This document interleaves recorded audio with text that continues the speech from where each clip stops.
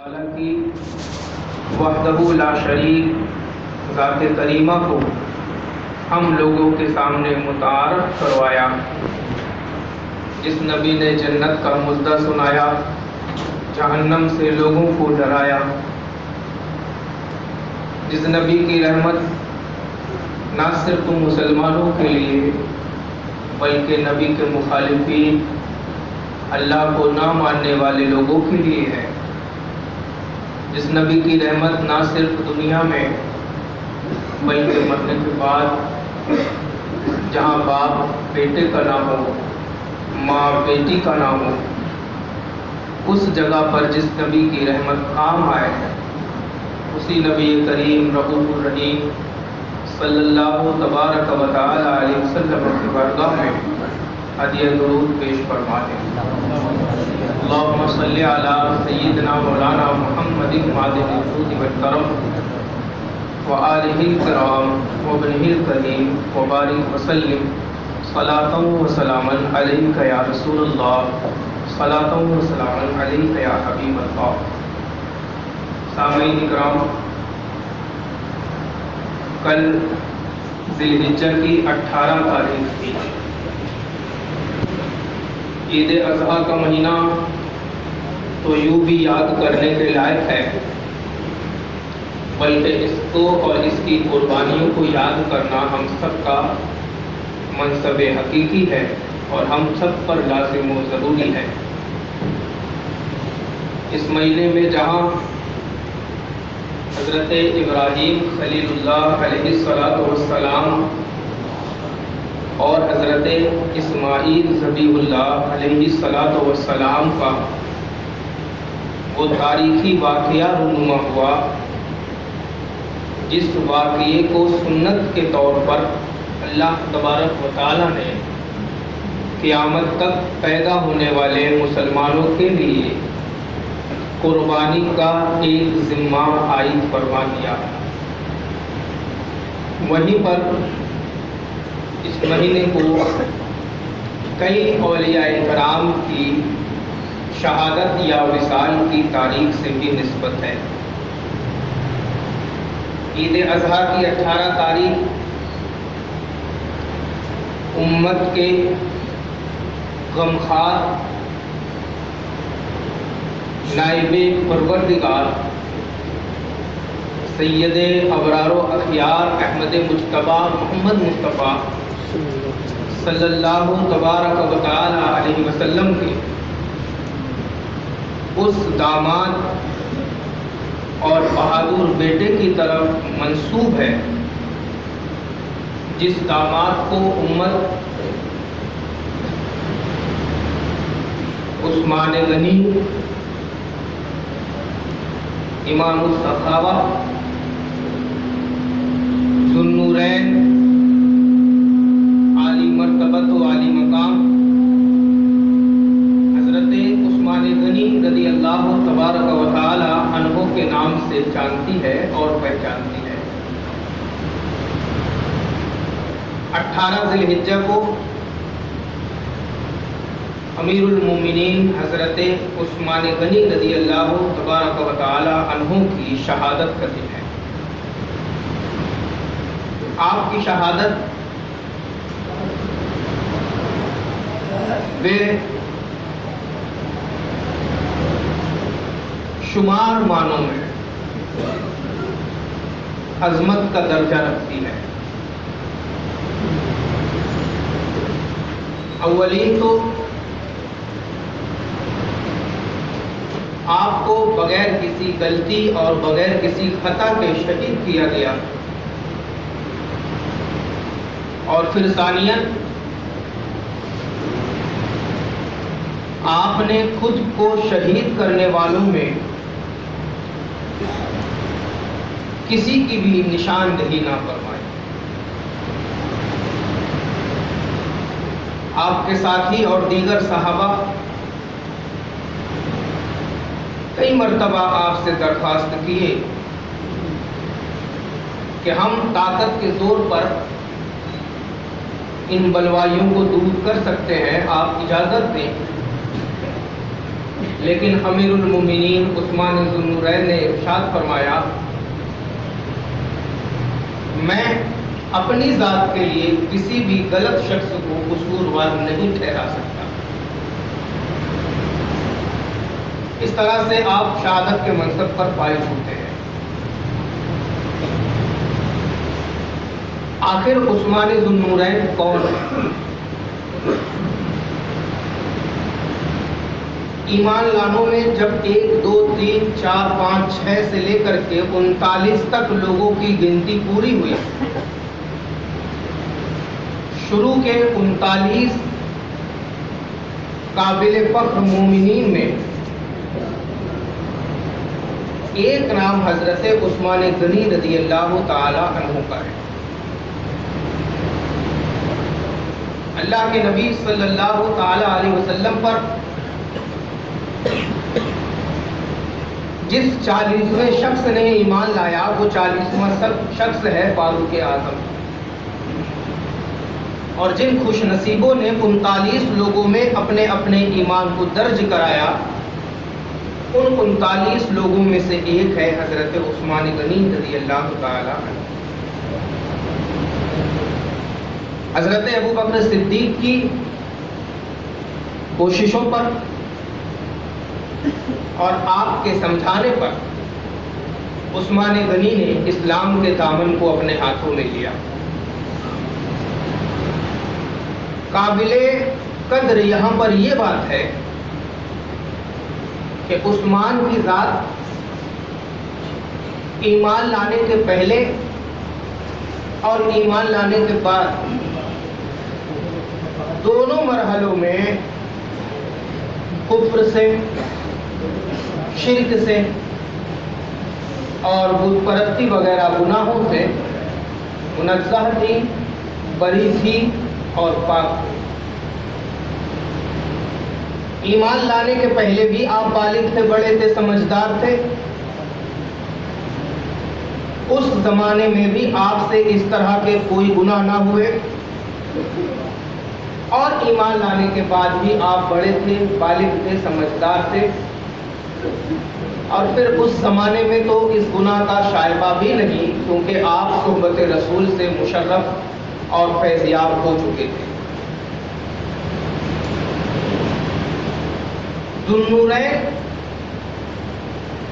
حضرت عثمان غنی کو 2 اہم سبب سے کہا جاتا ہے۔ ایک تو یہ ہے کہ آپ کی طرف نبی کریم رؤوف الرحیم صلی اللہ علیہ وسلم کی ایک کے بعد ایک 2 شہزادیاں منسوب ہوئی۔ ایک شہزادی کا عقد ہوا، کچھ سالوں کے بعد ان کا وصال ہوا۔ جب آپ کے چہرے پر نبی کریم رؤوف الرحیم نے پریشانیوں کے آثار دیکھے تو آپ نے اپنی دوسری شہزادی کا عقد بھی عثمان غنی کے ساتھ کر دیا، اور صرف عقد نہ کیا بلکہ یہ ارشاد فرمایا کہ اگر خدا مجھے 100 بیٹیاں دیتا تو اس طرح کے حالات میں ایک ایک بیٹی کا نکاح عثمان کے ساتھ کر دیتا۔ سرکار جس شخص کے تعلق سے یہ جملہ ارشاد فرمائے اس شخص کا مرتبہ اللہ جانے اور اللہ کا رسول جانے۔ سرکار کائنات صلی اللہ علیہ وسلم کی 2 بیٹیاں آپ کی طرف منسوب ہیں۔ اسی کی طرف امام اہل سنت مجدد دین و ملت نے ارشاد فرمایا، نور کی سرکار سے پایا 2 شالہ نور کا،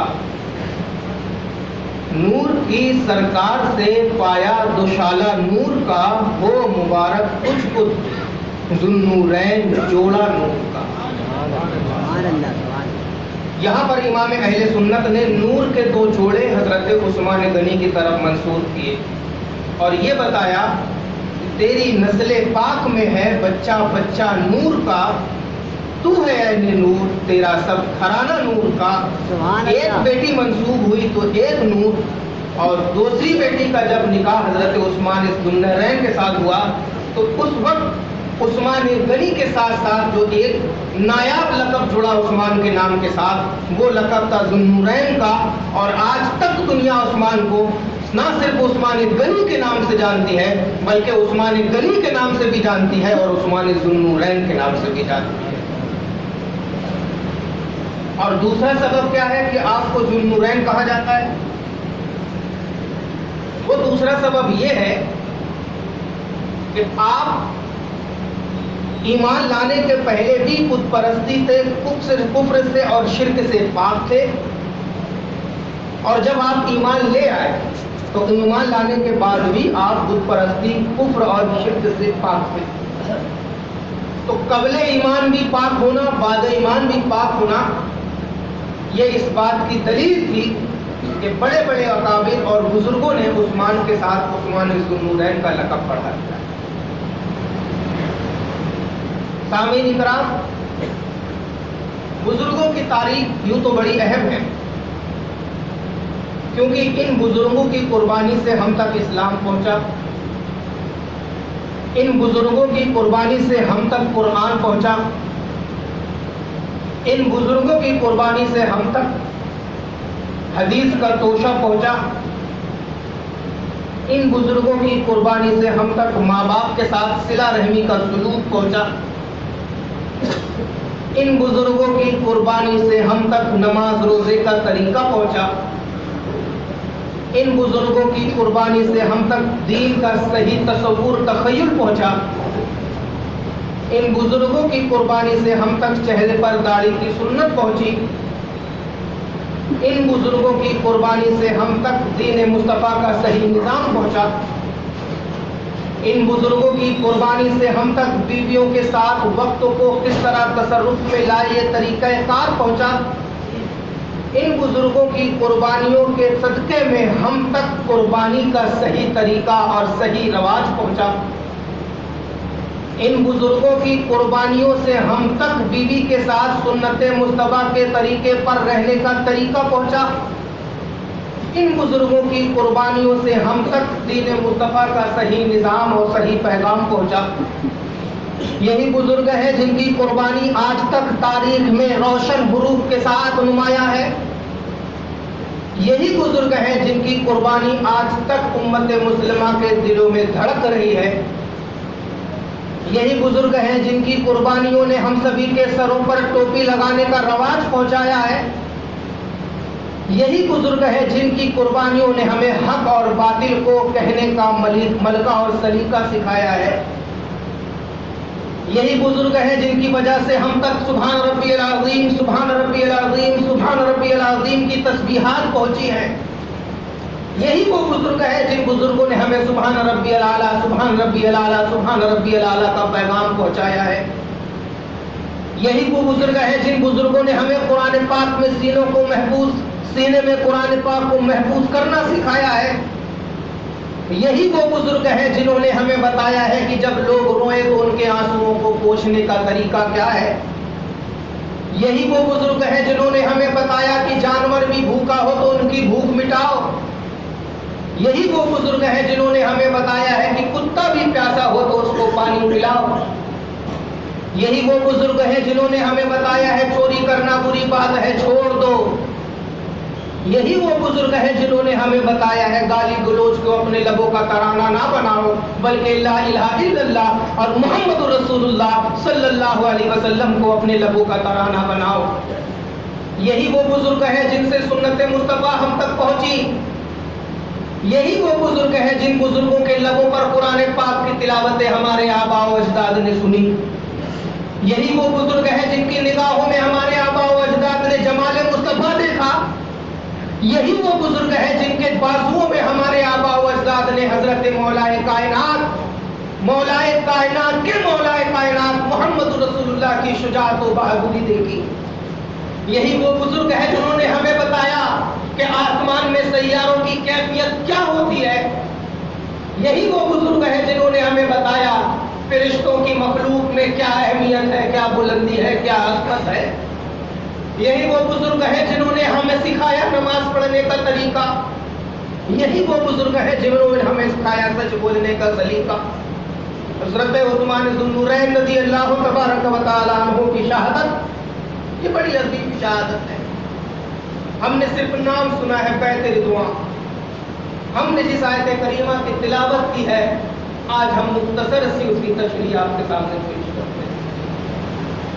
حضرت نبی کریم رؤوف الرحیم صلی اللہ تبارک و تعالی علیہ وسلم اپنے جانثار صحابہ کے ساتھ عمرہ کرنے کا ارادہ کرتے ہیں۔ مکے میں اشراف قریش کے پاس خبر بھیجی جاتی ہے اور نبی کریم صلی اللہ تعالی علیہ وسلم حضرت عثمان غنی کو مومنوں کا سفیر بنا کر کے مکے میں قریش کے پاس بھیجتے ہیں کہ جا کر کے کہہ دو اللہ کا نبی محمد رسول اللہ عمرہ کرنا چاہتا ہے اور عمرہ کرنے کے لیے مکہ آتا ہے۔ حضرت عثمان غنی نے جا کر کے مکے کے قریش کو بتایا تو مکے والوں نے کہا کہ آپ کو عمرہ کرنا ہے تو آپ کر لیں، لیکن ہم محمد الرسول اللہ کو عمرہ کرنے کی اجازت نہیں دیں گے۔ یہ خبر نبی کریم صلی اللہ تعالی علیہ وسلم کے پاس پہنچتی ہے۔ صحابہ اکرام میں ایک شور مچ جاتا ہے اور آپس میں صحابہ اکرام باہم باتیں کرتے ہیں کہ عثمان کیا ہی خوش نصیب شخص ہیں کہ انہیں تنہا خانہ کعبہ کے طواف کی اجازت ملی اور ہمیں نہ ملی۔ عثمان کیا ہی خوش نصیب شخص ہے کہ انہیں ارکان عمرہ ادا کرنے کی اجازت مل گئی۔ عثمان کیا ہی خوش نصیب شخص ہے کہ انہیں ایک سنت ادا کرنے کا موقع مل گیا اور ہم سبھی لوگوں کو اس موقع سے روک دیا گیا۔ اللہ کے رسول صلی اللہ علیہ وسلم یہ بات سن رہے ہیں۔ میرے نبی، پیٹھ کے پیچھے دیکھنے والے نبی، آسمان کی بلندیوں پر دیکھنے والے نبی، زمین کی پستی پر دیکھنے والے نبی، جنت کی سبزیوں کو دیکھنے والے نبی، جہنم کے عذاب کو دیکھنے والے نبی، مکہ کی وادیوں کو بھی دیکھ رہے تھے اور ارشاد فرماتے ہیں عثمان میرا غلام ہے مگر میرے وہ عمرہ نہیں کرے گا۔ عثمان میرا چاہنے والا ہے اور بغیر میرے لیے وہ عمرہ نہیں کر سکتا۔ میں سارے صحابہ سے یہ اعلان کے طور پر کہتا ہوں کہ عثمان گیا ضرور ہے لیکن مگر میرے وہ عمرہ نہیں کر سکتا۔ جب صحابہ اکرام نے نبی کریم صلی اللہ علیہ وسلم کی زبان بافیضان سے یہ ارشاد سنا تو صحابہ اکرام خوشی سے جھوم اٹھے کہ واہ، اللہ نے کیسا منصب دیا ہے عثمان کو کہ جب عثمان رسول اللہ کے ساتھ ہو اس وقت بھی رسول اللہ کے محبوب ہیں اور عثمان دور ہے اس وقت بھی رسول اللہ کے محبوب ہیں۔ چند لمحوں کے بعد جب اشراف قریش سے حضرت عثمان غنی رضی اللہ تعالیٰ عنہ بار بار مطالبہ کیے کہ ہمیں اللہ کے رسول کو عمرہ کرانا ہے، تم اجازت دو، اور قریش کے لوگوں نے اجازت نہ دی تو آخر میں قریش کے لوگوں نے حضرت عثمان کو پکڑ لیا اور ایک جگہ پر بٹھا دیا، یعنی خلاصہ جملے میں انہیں قید کر لیا، گرفتار کر لیا، ایسا بھی کہہ سکتے۔ جب یہ سلسلہ ہوا تو مکے میں صحابہ اکرام کی جماعت میں ایک خبر جھوٹی پھیلا دی گئی۔ وہ خبر یہ پھیلی کہ حضرت عثمان کو شہید کر دیا گیا ہے، حضرت عثمان کو قتل کر دیا گیا ہے۔ جیسے ہی یہ خبر صحابہ اکرام میں پھیلی، صحابہ اکرام جوش سے جذبے سے لبریز ہو گئے اور عثمان کے قصاص لینے کی بات جاری ہونے لگی۔ اللہ کے رسول صلی اللہ تبارک و تعالی علیہ وسلم ایک پیڑ کے نیچے آرام فرما ہے۔ اس پیڑ کے نیچے آپ اپنے بائیں ہاتھ کو اپنے دائیں ہاتھ میں اس طرح دیتے ہیں اور ارشاد فرماتے ہیں کون ہے جو عثمان کے تعلق سے میرے ہاتھ پر بیعت کرتا ہے؟ ایک ایک کر کے سارے صحابہ اس پیڑ کے نیچے آ کر کے اللہ کے رسول کے ہاتھ پر بیعت کرتے ہیں۔ جب سارے صحابہ ہاتھ پر ہاتھ دے دیتے ہیں تو آخر میں نبی کریم صلی اللہ علیہ وسلم اپنا بائیں ہاتھ دائیں ہاتھ میں دے کر کے ارشاد فرماتے ہیں کہ یہ ہاتھ عثمان کا ہاتھ ہے اور میں عثمان کی طرف سے اس بات پر بیعت کرتا ہوں۔ جس شخص کا ہاتھ اللہ کے رسول صلی اللہ علیہ وسلم اپنے ہاتھ کو قرار دیں اس شخص کا کیا منصب اور کیا مقام ہو سکتا ہے۔ اور ایک بڑا ہی لطیف نقطہ بھی یہاں سے معلوم پڑتا ہے۔ وہ نقطہ یہ معلوم پڑتا ہے کہ مردہ کبھی بیعت نہیں کرتا، نہ مردے کی طرف سے کبھی بیعت کی جاتی ہے۔ ہم زندہ ہیں تو کسی بزرگ کے ہاتھ پر ہاتھ دے سکتے ہیں لیکن ہمیں منڈی چھوڑ آئے تو اب ہم کسی کے ہاتھ پر ہاتھ نہیں دے سکتے. یہاں سے میرے رسول کی غیب دانی سمجھ میں آتی ہے کہ میرے رسول نے وہی ارشاد فرما دیا سارے ہاتھ میرے ہاتھ میں دے دو, اور میں اپنا ہاتھ اپنے ہاتھ میں دے کر کے کہتا ہوں کہ یہ ہاتھ عثمان کا ہاتھ ہے. یہاں سے نصیحت ملی کہ عثمان کی شہادت نہیں ہوئی ہے کیونکہ مردے کبھی بیعت نہیں کرتے. اللہ کے رسول نے یہ گواہی دے دی کہ عثمان ابھی زندہ ہے, عثمان ابھی سلامت ہے, عثمان ابھی باحیات ہے. نعرہ تکبیر, نعرہ رسالت, علماء اہل سنت. ان الذین یبایعونک, بے شک جو لوگ آپ کے ہاتھ پر بیعت کرتے ہیں, یبایعون اللہ, وہ کسی اور کے ہاتھ پر نہیں اللہ کے ہاتھ پر بیعت کرتے ہیں. اللہ کے رسول صلی اللہ علیہ وسلم کے ہاتھ پر بیعت کرنے کو اللہ تبارک و تعالیٰ نے ارشاد فرمایا وہ میرے دست قدرت پر بیعت کرتے ہیں. اور جن جن لوگوں نے رسول اللہ کے ہاتھ میں بیعت کی ان لوگوں میں حضرت عثمان غنی بھی شامل ہیں. اور بالکل اسی کے چند آیات آگے اللہ ارشاد فرماتا ہے سورہ فتح میں 26ویں سپارے میں جا کر کھول کے دیکھنا پورا واقعہ موجود ہے. لقد رضی اللہ عن المؤمنین اذ یبایعونک تحت الشجرہ, اللہ ان مومنوں سے راضی ہو گیا جن مومنوں نے آپ کے ہاتھوں پر ہاتھ دیا درخت کے نیچے. اللہ ان مومنوں سے راضی ہو گیا یبایعونک تحت الشجرہ, جن مومنوں نے درخت کے نیچے آپ کے ہاتھ پر بیعت کی. ان بیعت کرنے والوں میں سینکڑوں صحابہ اکرام, ان بیعت کرنے والوں میں اللہ کے رسول نے حضرت عثمان کی خود بیعت کی. اور قرآن پاک گواہی دیتا ہے لقد رضی اللہ عن المؤمنین اذ یبایعونک تحت الشجرہ, جن لوگوں نے بھی درخت کے نیچے آپ کے ہاتھ پر بیعت کی اللہ ان سے راضی ہو گیا. اب جن صحابہ اکرام سے جس عثمان سے اللہ راضی ہو جائے, جس عثمان کی سخاوت سے اللہ راضی ہو جائے, جس عثمان کی قربانیوں سے رسول اللہ راضی ہو جائے, آج اگر کوئی بولے کہ وہ عثمان معاذ اللہ کافر ہے تو ہم کیسے مان سکتے ہیں کہ وہ عثمان معاذ اللہ کافر ہے؟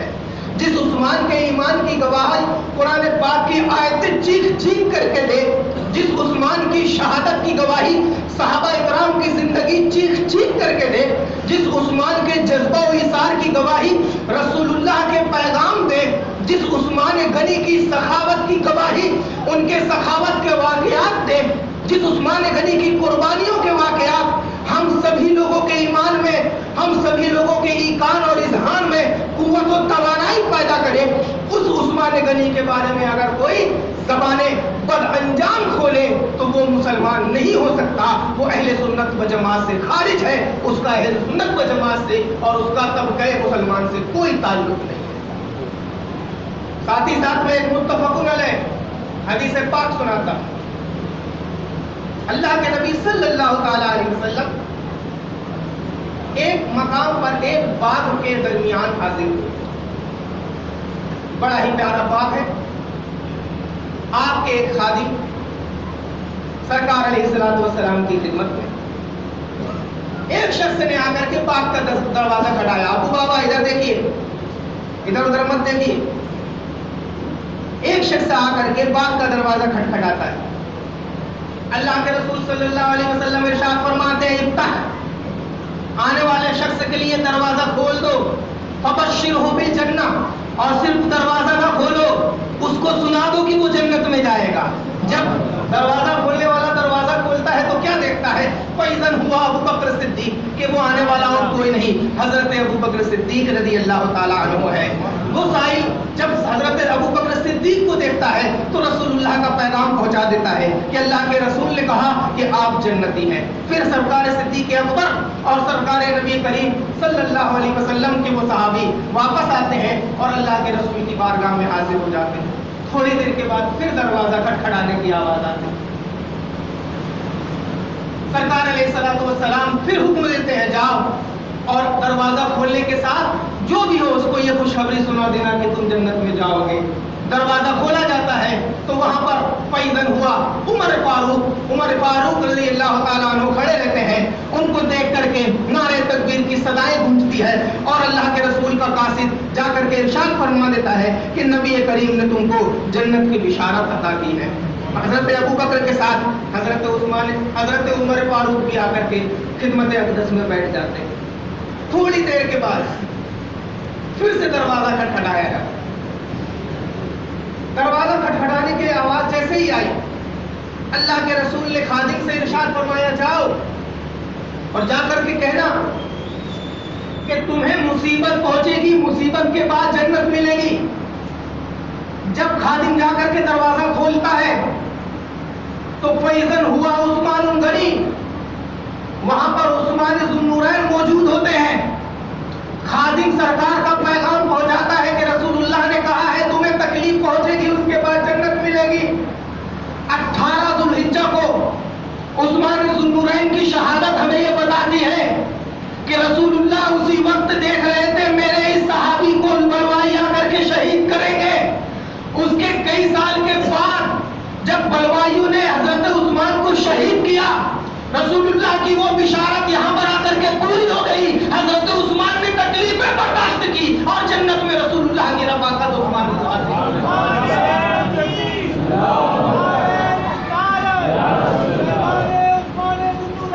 اور بات یہیں پر نہیں ہوئی. اللہ کے رسول صلی اللہ علیہ وسلم ارشاد فرماتے ہیں لِكُلِّ نَبِيٍّ رَفِيقٌ, ہر نبی کا ایک دوست ہوتا ہے. وَرَفِيقِي یعنی فِی الْجَنَّةِ عثمان, اور میرا دوست جنت میں کوئی اور نہیں سوائے عثمان کے.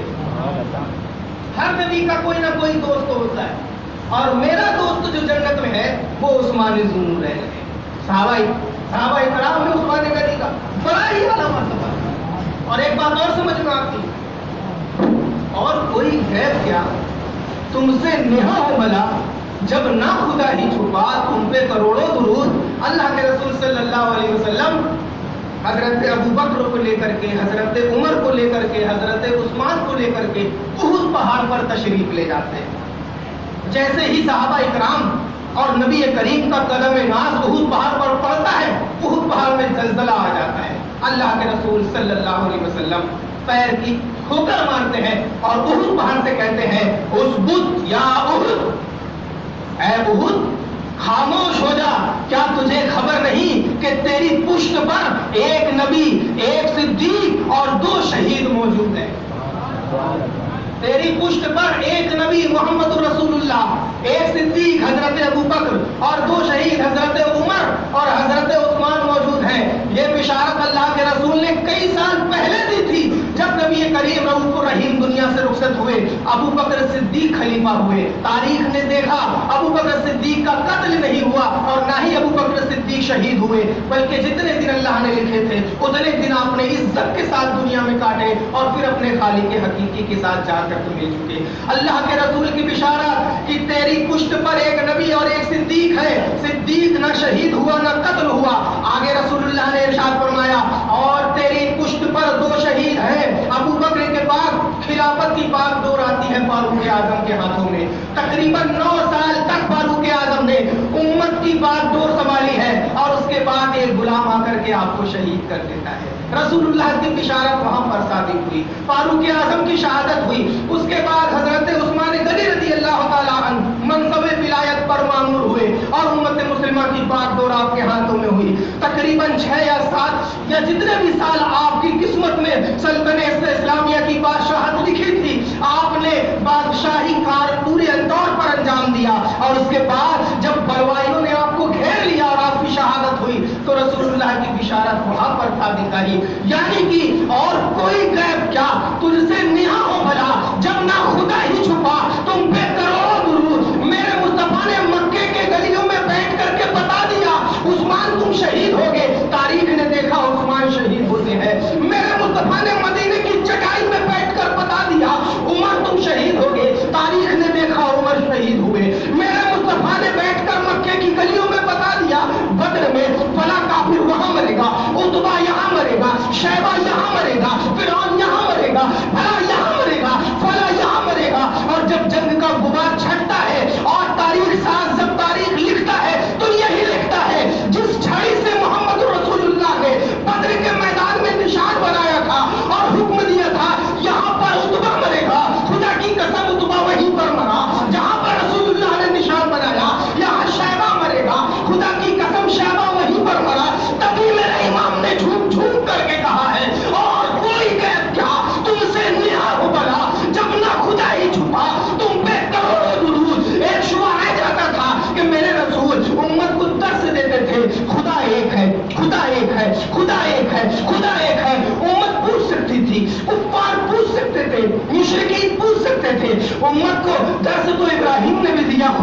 ہے، درس تو موسیٰ نے بھی دیا خدا ایک ہے، درس تو عیسیٰ نے بھی دیا خدا ایک ہے، درس تو آدم نے بھی دیا خدا ایک ہے، یحییٰ زکریا نے بھی دیا خدا ایک ہے، عیسیٰ و ایوب نے بھی دیا خدا ایک ہے، موسیٰ و ہارون نے بھی دیا خدا ایک ہے، لیکن سب سے پوچھا خدا کو تم نے دیکھا؟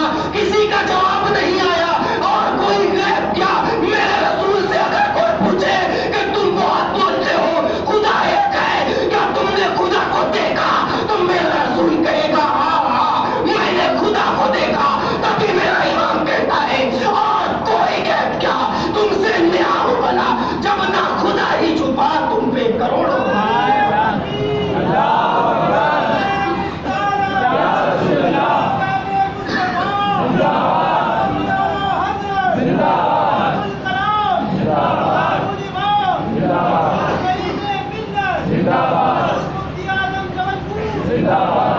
اور کب دیکھا؟ شب معراج میں، شب اسرا، جہاں رب کے سوا، رب کے محبوب کے سوا کوئی نہیں۔ وہ کہا وہاں پر زبان روک دیتے ہیں، کہتے ہیں لامکاں، وہاں کوئی جگہ نہیں، کیونکہ جگہ میں اللہ ہو نہیں سکتا، اللہ بندہ نہیں۔ لیکن محبوب کا کیا قرب ہے کہ وہیں پر رسول اللہ بھی ہے۔ ہماری زبان خاموش، ہم نہیں کہہ سکتے نہ محمد خدا ہے، نہ ہی محمد خدا سے جدا ہے۔ محمد کا مرتبہ اللہ جانے، اللہ کا مقام و مرتبہ رسول اللہ جانے۔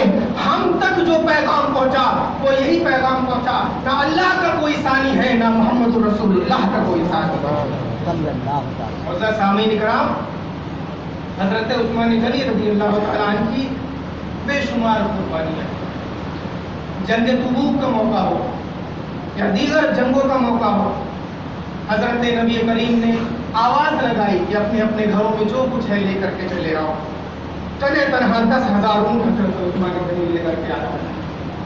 رسول اللہ اتنا خوش ہوتے ہیں کہ ارشاد فرماتے ہیں آج کے بعد عثمان کچھ بھی کرے، عثمان سے حساب و کتاب نہیں ہوگا، عثمان سے پوچھ گچھ نہیں ہوگی۔ یہ عثمان ذوالنورین کو مت۔ اب میں اپنے نوجوان بھائیوں سے عرض کروں، آپ کو اپنی گرل فرینڈ کی تاریخ یاد ہے؟